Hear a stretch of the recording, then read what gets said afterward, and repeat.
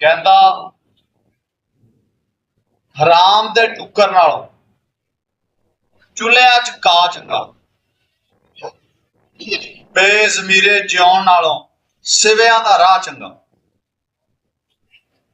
ਬੇਵਫਾ ਦੀ ਯਾਰੀ ਨਾਲੋਂ ਹੋਇਆ ਤੋੜ ਵਿਛੋੜ ਚੰਗਾ,